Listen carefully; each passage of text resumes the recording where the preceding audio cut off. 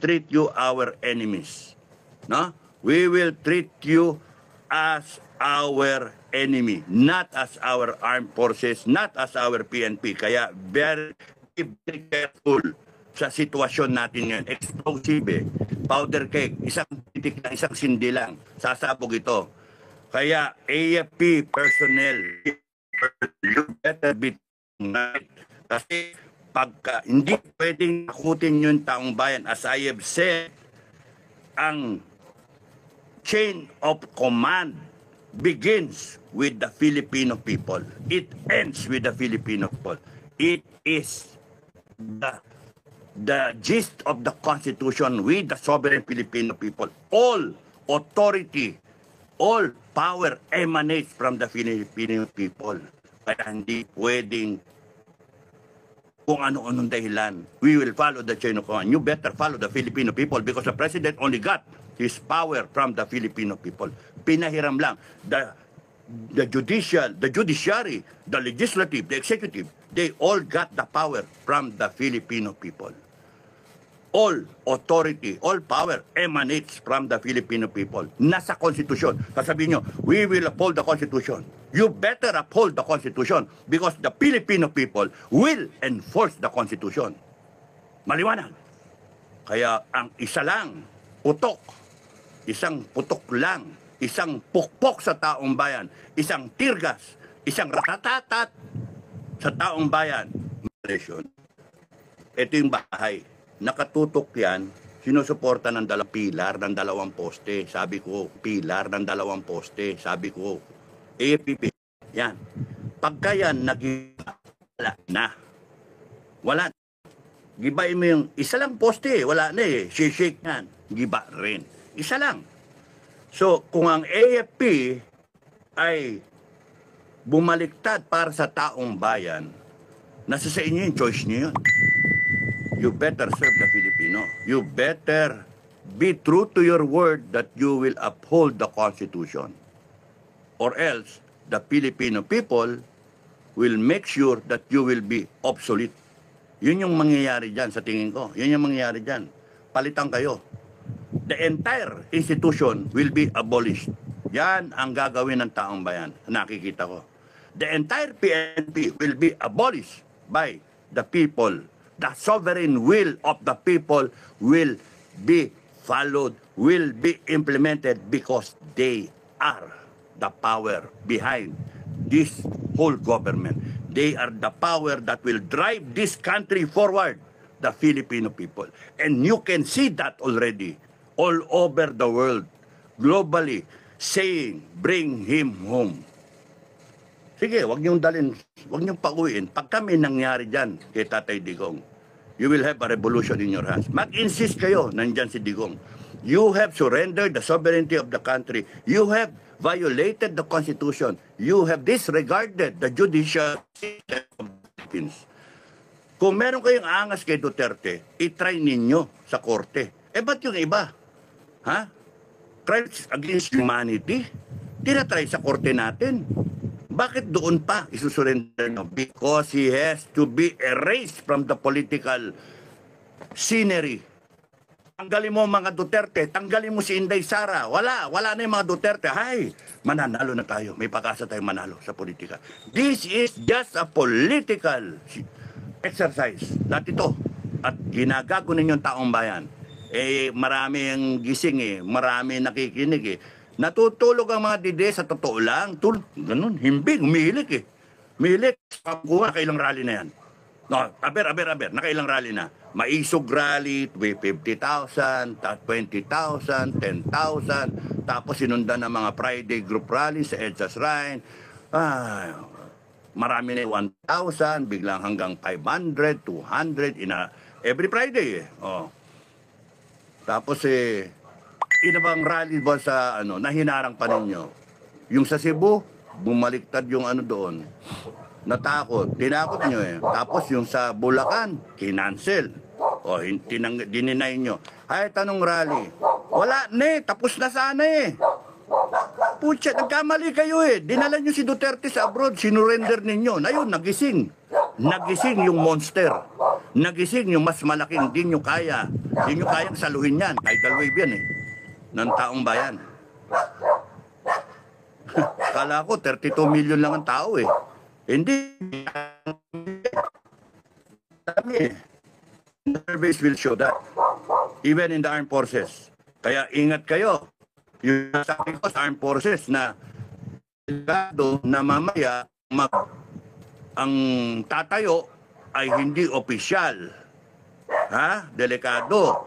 Ang tatayo, nakagaya na nangyari nung 89 ko, na government negotiator ako, ang tumayo, ang gustong tumayo, mga sundalo na. Kung ayaw ng mga opisyal natin, sabi sa Ranger, kami na lang ang magdadala. Tapusin namin tong rebellion na to, tong revolution na to. Sabi ng mga sarento, ay wala, tameme. Ay, gusto nyo matameme kayo. Hindi ako pipigil, hindi ako, hindi, ayos. Okay, makipag-negotiate ako. Hindi gagawin yun. Ano ko, hilo? Matapos nyo akong kasuhan? Matapos nyo akong bayaran nyo ako, manigas kayo. Hindi nyo kayang bilhin. Manigas kayo. Pagka ang sundalon tumayo at bumitaw, may mga nagre-resign ha? That's an indicator. May mga nagsasalita. That's an indicator. Sa mga group chat, magiging na. Doon kayo matakot. Pag bumaklas yan at sumunod sa amin, sa taong bayan, goodbye. You better pack up. Ang unang order sa AFP at sa PNP, sara ninyo lahat ng pier, lahat ng airport, walang aalis. Uusigin namin lahat kayo. Mga walang niya kayo. Uusigin namin kayo. You protect BBM and the first family. You protect them because I will demand a hair follicle drug test. Live. The next day, live. Full coverage. SOCMED, foreign media, mainstream media, live. Hintayin natin. 24/7. Tingnan natin yung resulta. Kung magpa-positive yan o hindi. BBM, huwag ka na muna magdroga para hindi lumitaw yung positive. Huwag ka muna magdroga. BBM, huwag ka muna magdroga. Tip. Oh. At kayong mga taong nakapaligid sa kanya, ang iyayabang ninyo?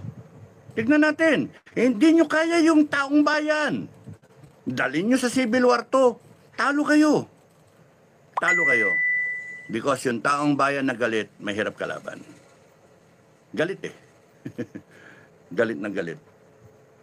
Kala ninyo, lulubayan kayo? Ano, panalangin nyo, mabot na ng eleksyon? Bakit hindi yung mabot na eleksyon to?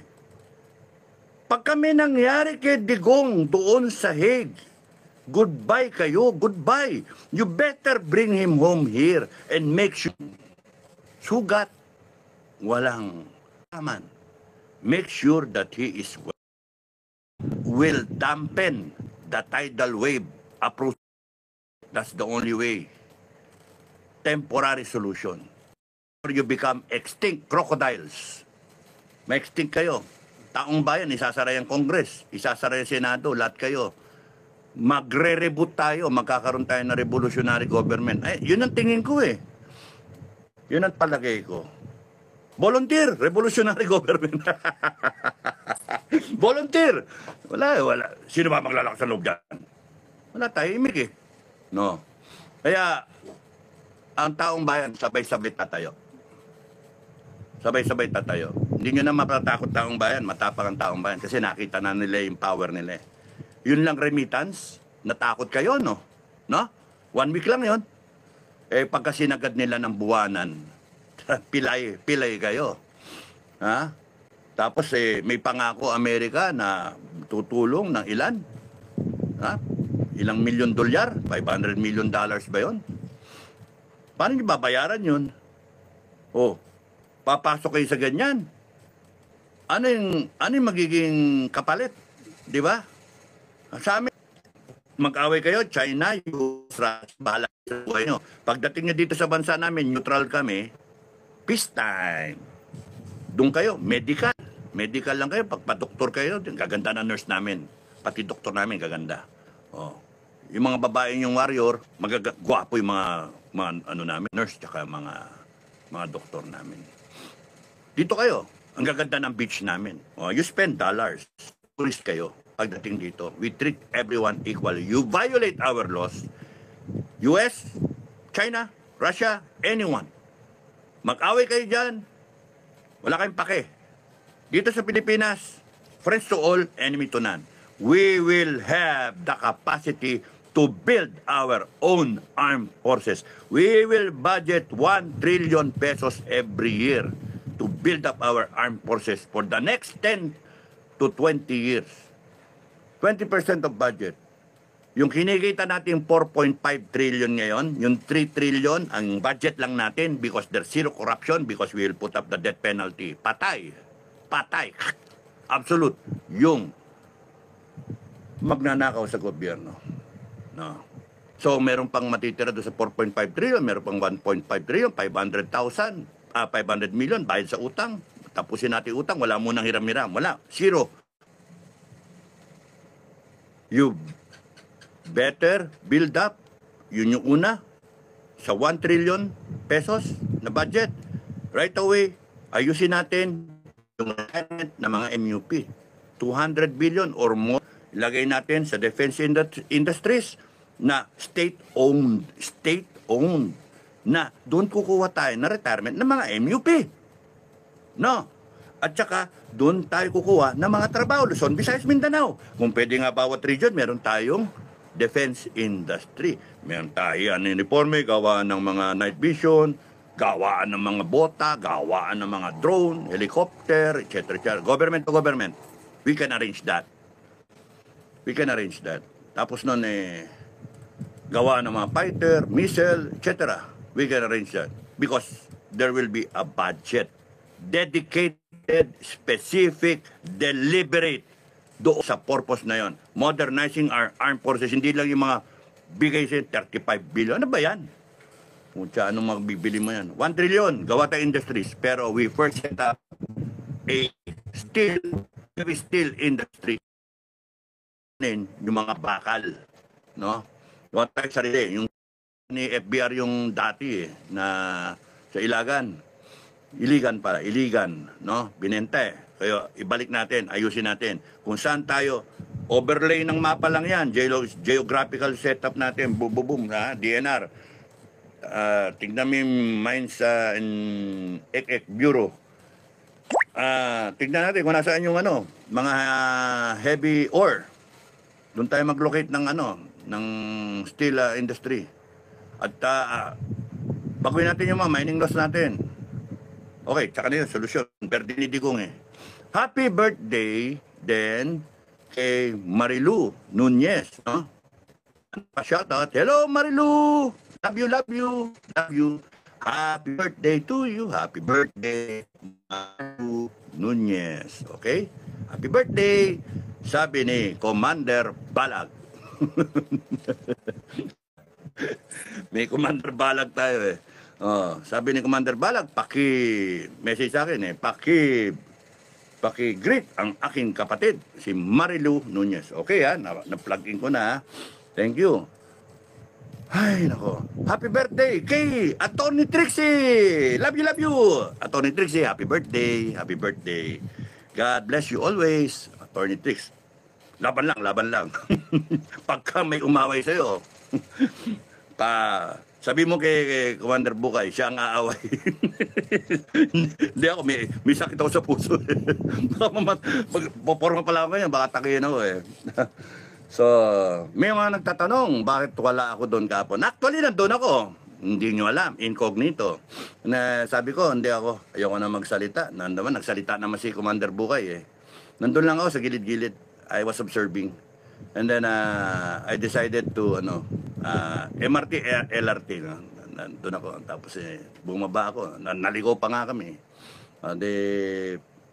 Napanood ko, mukhang okay naman. So, balik na ako. Kasi I wasn't feeling well. Hindi ko kaya. Sabi ko, baka hindi na ako makasigaw ng baka pagka kinakailan sumigaw ng tidal wave. Wala na. Pagka magwe-wave na tayo ganyan, wala na. Nasaan si Cap Dado? Patay na, inatake. Nandun, naras hospital. Kaya, nag-ano lang ako, pinanood ko, tingin-tingin, tapos nung nakita ko, all is well, okay lang, balik na ako. Kasi I'm reserving my energy doon sa last hurrah, yung final wave. Ganon, I am reserving my energy for that. Ewan ko malapit na ba ito? Danger, danger. Ayan na yung tidal wave. Ala. Oh. Basta mga kababayan, pagka ito umikot ang gulong at nagkaroon talaga ito ng ganon, ikot ng gulong, walang makakatakas ha. Walang makakatakas. I-arrest ninyo. Arestuhin ninyo. Kayo maglakas kayo ng loob. Humingi kung mayroong pulis dyan sa tabi ninyo at bumaliktad na yung pulis. Magpasama kayo kung hindi kayo mismo. Magparesto pagkamanlaban. Bahala na kayo pagkamanlaban. No? Yeah, you put because it is your power. All power emanates from the Filipino people. The power of the armed forces, the power of the PNP, yung power ni Torre, galing sa inyo mga kababayan. Yung power ng mga pinuno, galing sa inyo. Kaya, you recite the preamble every night. You recite. Kabisaduhin ninyo. Ako hindi ko kabisado pa nga eh. I have to be guided by Mr. Google. But it would be nice, yon. Happy birthday, Digong. A man, 80-year-old man, can receive is the heartfelt gratitude of a nation, the Filipino people, all over. Never before in the history of this planet, for that matter, as such a person, he's a Filipino. Never before that he was greeted by millions all over the world. Happy birthday. And you will go down in history as the only man who received such accolade, such attention, such heartfelt gratitude of a nation, of a people.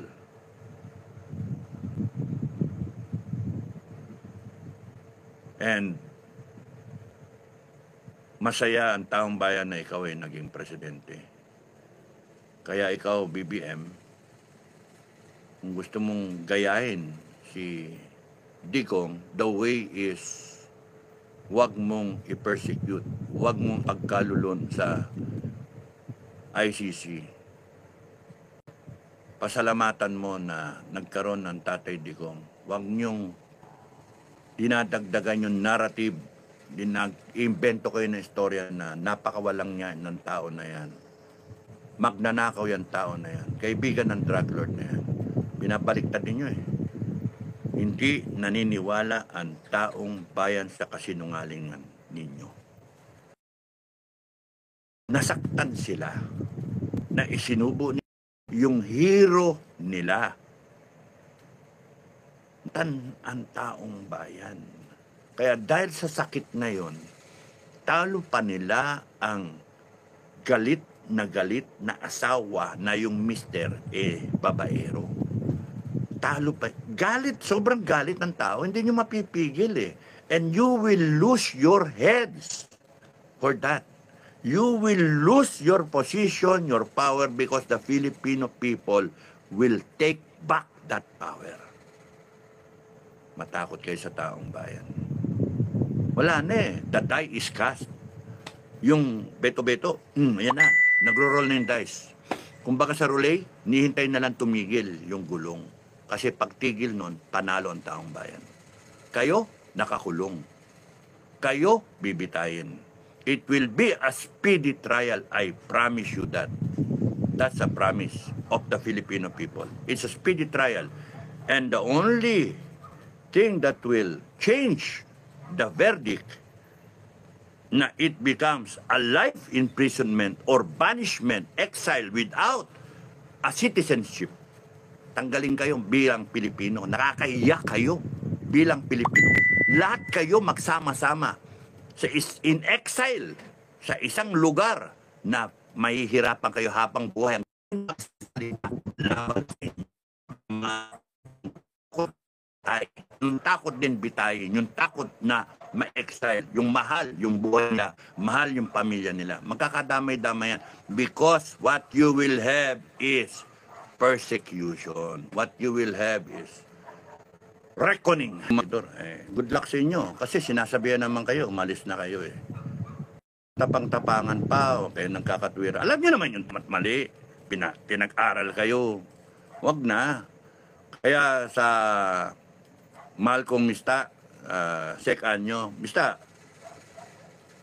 ano ka lang, hindi na kayang hugutan pa eh. Mag-resign ka na lang. The best yon, mag-resign ka na lang. Para si Boy Chief of Staff, sir. Si General Browner, wala yun. May panahon pa ba sila? You better resign. You better resign and so that you can avoid the wrath of the Filipino people. You resign. And then you better stand with the Filipino people. And probably people may consider forgiving you. Not exonerating you. Forgiving you na tumayo kayo sa last minute. Pero TikTok, delikado na kayo. At wala eh. Ewan ko yung taong bayan, pagkagigil na gigil, hubaran kayo eh. Pitikin kayo eh. Pagpipitikin kayo sa itlog eh. Ano kayang pakiramdam ng mga anak? Matakot din yung mga anak, madadamay yung mga anak. Madadamay yun. Pamilya. Hindi. May ano kaya sila? May may pangamba kung anong magiging takbo ng buhay nila. May mapera nga sila pero Hindi, ngayon ang nangyayari diyan, ang sa tingin ko, sinesecure na nila yung mga pamilya nila. Kasi kung ikaw may sa gobyerno, nakikita mo na medyo delikado, safety mo yung pamilya mo. hindi normal ang buhay. The rest of our life, CIA, we will coordinate with all the intelligence agencies in the world. Paano gawin yun eh? Paano pag pumunta sila sa impyerno? Hindi ko na susundan yun. Good luck sa kanila. Bahala si Satanas. I will make sure na mahabol natin sila. Kahit saan kayo lupalop ng mundo, matutunto namin kayo kasi may Pilipino kahit saan parte ng mundo. At pagka nakita lang, may reward, money. Ganun lang kadali. Gusto yumaman ng OFW, makita nyo yung anino ng mga yan. May tip. Sige, pagka na-verify, nakuha, huli, yung buong pamilya niya, may reward. No? Pag-usapan na lang kung paano yung reward niyan. Reward system. Pwedeng fraction of yung ninakaw. Diba? Kung nagnakaw yun ng 1 billion, bigyan ka ng 1%. Diyos ko. Pero sinasabi na lang, they uphold the Constitution, maliwanag na gumagawa ng hindi maganda ang Commander-in-Chief. Ito si Commander Falcon to, no? Si Commander Falcon. Oh. Yung Commander-in-Chief nila, unang-una, bangag nga. Bakit hindi nila sabihin na Mr. Commander-in-Chief, mag-hair follicle test ka na lang? Ayaw nga. Kasi nga, obvious. O di, paano mo i-uphold yung Constitution? Violator yung Commander-in-Chief. Ganun ba yun? Wala ka namang katibayan. Yun nasasabihin nila. You prove. Okay, paano nga ang proof? Ang proof is mag-hair follicle drug test. Ngayon, ayaw. Pwedeng ayaw kasi presidente ka lang. Appointed ka ng taong bayan. Binoto ka. Ngayon, it is the right of the Filipino people to demand a hair follicle drug test because yung future ng taong bayan, yung future ng bansa natin is at stake. Hindi pwedeng protektahan siya ng AFP at PNP under the guise of following the chain of command because the supreme commander is not the commander-in-chief but the people of the Philippines ang supreme commander. All taken as a whole, the sovereign people. Yun ang supreme commander. Yun ang supremo. Hindi pwedeng hanggang the buck stops at the president. No, in-appoint lang siya ng taong bayan. And in fact, ang taong bayan, 31 million lang. Kung hindi dinaya, 31 million yun nag-appoint sa kanya. Now, if we have yung sovereign, yung people of the Philippines represented ng Council of Elders 24/7, buong Pilipino represented ng Council. Yun yung ano. And that's why we have to change amend the Constitution. Amendment number 1 will be yung sovereign yung Council of Elders. Kahit may redundancy, represented lahat ng Pilipino. Yun ang gusto ko mangyari. Represented. Para walang inaamag na Pilipino, walang kawawa, walang duka, walang ano. Represented siya, yung rights niya na poprotektahan. Sa ngayon, ang nangyayari, kung partido, mayayaman, kawawa yung magsasaka, kawawa yung yung nadadaanan natin ng mga kawawang tao na nagpapalimos, resigned na eh. Resign, wala nang dignidad eh. Natutulog sa sahig kung nakakarton lang. Kaya nga kawawa. And this situation, nakita namin lalo yung hirap ng taong bayan. Kaya nga nakakainis eh. It has to stop. It has to stop. And people of the Philippines, kayo ang may karapatan, kayo ang may kapangyarihan tapusin to. Kayo, hindi ako. Kayo. Hindi yung isa-isa. Hindi. It has to be all of us, Filipino people. Majority of us. Marami akong nakakasalamuha tungkol kay Chief of Staff Browner. Minumura na siya, dinuduroan na siya. Lalo na kunyari hinarap siya, tinanggalan siya ng estrella, tinanggal yung mga medalya niya, tinanggal yung uniforme niya, tapos pinagsasampal siya. Yun yung mangyayari sa kanya because hindi mo mapipigil yung tao yung galit eh. Ganun kay Torre, ganun kay Marbil, hindi mo mapipigil. At kung kunyari yung buong armed forces, saka buong PNP, hindi yan tumayo para sa taong bayan. Yung buo na yan, madidisband. Kasi yung taong bayan, alam niya yung power niya eh. Yung ididisband mo, AFP, imagine, first time in history, yung AFP, it has a long history of fighters, of generals, of good people fighting for the country. Kaya noong pang panahon ni Bonifacio hanggang World War I, World War II, hanggang ngayon, pati yung Muslim War, pati yung Insurgency War, it has a long history. And then biglang mabubura yun. Why? Binaboy ninyo armed forces eh. Binaboy nyo. And magtayo yung bayan ng Philippine Defense Forces. And lahat ng matitino, lipat doon. O ang gagawin nyo? Kasi taong bayan na masusunod. Hindi kayo. Hindi nyo sasabihin. We will uphold the Constitution. We will follow the chain of command. We will be apolitical. By remaining where you are right now, you are already siding. Sabi nung iba, pinagdadasal nila, sana mamatay na daw yan si Browner. Huwag naman. Kawawa naman. Ganun ang pinagdagawa daw. Kilala ko naman si Browner eh. Yun nga, ilang beses ko pinagdedepensahan si Browner. Kaya nga Sabi, may konsensya pa nga daw siya o wala na. Dinuduraan na nga siya. Pa kaya para magsisi, para itama yung pagkakamali? Ewan ko, kasi wala na sa kamay ko nasa taong bayan yun eh. Nasa taong bayan na. Pagkaya ng taong bayan, magpatawad. Wala tayong magagawa. Ako tapos na ako nagsawa na ako ng pasabi tapos tinatawanan lang. Ako pa nga mali eh. Alam ng class nila sa PMA. 89, makatao. Bakit? Sabi nila, makatao daw yun. Hindi dapat makatao ang pangalan. Maka-BBM. Makatao. Mali nga yung ng moto ng klase. 89, makatao. Tapos nun, bakit ganun? Hindi naging makatao. Hindi naman daw nagpapakatao. Ewan nga nakakaya. At saka hindi lang siya. Bawat PMA may klase may moto sa amin niya, hati May pinapagalitan ko ng mga kaklase ko, mga mista ko, pinagagalitan ako na wag ko raw siraan si Anyon. Hindi ko naman sinisiraan, pinapangaralan ko. Imagine. Ay, nako. Tapos meron pa isa, sinabi, ba't ko raw, sinasabi ko naman daw, stupido siya. Bakit mo kiniklaim na stupido ka, mista? Ang sinabi ko, do not follow stupid. Classmates, stupid, upper class, stupid, underclass na nagbibigay sa'yo ng maling panyo. Yun yung sinabi ko. Ba't mo, wala mo sininggle out doon na ikaw stupido ka. Anak ng tokwa. Ba't mo aaminin na ikaw stupido? Ano ba naman? Magbasa nga. Mga stupido, magsasalita kayo, mapipikong kayo. Papasukin niyo yung wall ko, magsasalita kayo. Tapos nun babanatan niyo ko, ipapahiya niyo ako doon sa wall ko. Tapos sasabihin nyo, sinabi kong stupido kayo. Wala namang sinabing pangalan doon. Ngayon, kung inaamin nyo stupido kayo, wala akong magawa. Inaamin nyo stupido kayo. Kung wala kayong brainless kayo, kung wala kayong ano, ang hirap sa inyo eh, pikong kayo eh. Nagbibigay ako ng advice kay Ed Anyo, mag-resign, no? Bago siya abutan ng taong bayan. At sinasabi ko sa klase, tumayo. Yun yung sinasabi ko. Ngayon, kung kinahiya ako ng klase, bahala kayo. Hindi ko naman kamamatay yung klase.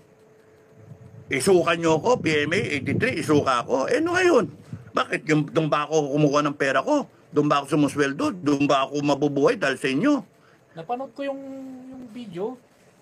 Napanood ko yung video ni Saldico Romualdez at saka si Browner. Ayun, sa Congress. Yung sa Congress, nag-usap sila regarding dun sa BICAM na ano ba yun? Yung ano, yung yung 150 subsistence. Oh, subsistence sa sundalo. Thank you nga si Browner dun eh. Thank you. Ano yun? Yun nga eh, mali nga yun. Hindi alam ni Browner. Dinidepensa ko pa si Browner doon. Yung tao, hindi alam na naka-video yun, naka-live. Dapat ba si speaker ang ano? Hindi, nagsasalita dapat commander-in-chief ang ano doon. So bakit nakipag-usap naman si Browner doon? Ano yung problema kasi, yung AFP nga, naging politika na. Binawi eh. Pati ito mga general, binaboy. Ang problema natin, ano, excuse me, yung mga nagrarally, in-expect ng mga nagrarally, ng mga Pilipino, na tatayo ang AFP tsaka PNP. Ang problema, ang chismis, nabayaran. No? Whether there is proof or not, ang chismis may nabayaran. Ngayon, kung nabayaran yung mga general, bakit mag-o-order yung mga general na mag-withdrawal of support? Bayad eh. If that is the assumption, bayad. Now, kung yan, bayad, ngayon yung mga susunod, baka bayad din yung mga lower ranking generals. Or, nag-ambisyon ng pwesto. Kasi, aalis na rin itong mga to. Senior na, mariretire na. So, nakatutok na dapat, aso ka, aw. O, ganun. Para, tututok ka eh. Ang problema ngayon, yung mga kernel, naghihintay rin ng posisyon para maging one star, karoon ng brigade, ganun ba? Wala na. Down the line. Hanggang yung BATCOM, yung mga lieutenant colonel, naghihintay, nakapila, magkaroon ng schooling, CGSC, abroad schooling, o kaya magkaroon ng posisyon. BATCOM. O sino ngayon ang pag-asahan ninyo? Major, down the line. Down the line. Kaya walang problema. Kaya yun yung ano natin. Ngayon, ang sinasabi ko sa vlog ko, as per experience, no? Anim lang kami nandoon at isang retired na General Luga. No? Luga. Ano yan? Alis na? Personnel. House Speaker Martin Romualdez personally conveyed the news to AFP Chief Romeo Browner Jr., emphasizing that soldiers remain a top priority. Congress has ratified a bicameral report on the 2025 budget proposal, which now awaits President Ferdinand Marcos Jr.'s formal approval to become a law. Kindly convey to the AFP, to our men and women in uniform, that as we committed, that the subsistence daily allowance from 150 to 350 has not only been affirmed but has been approved and is being signed right now, and we will ratify the bicameral report this afternoon. So please tell that Yes, sir. we will deliver. You are top priority, sir. Priority, 35 billion. Paano yung modernization? Nako, niloloko kayo. AFP, niloloko kayo. Ang tama, makinig kayo sa taong bayan. You want modernization, you listen to the Filipino people. I, for one, will make sure that you get 1 trillion. Because paglalaban namin yon, you want a modernized armed forces, you want defense industries, you want every region meron tayong industriya making whatever military equipment or related 1 trillion for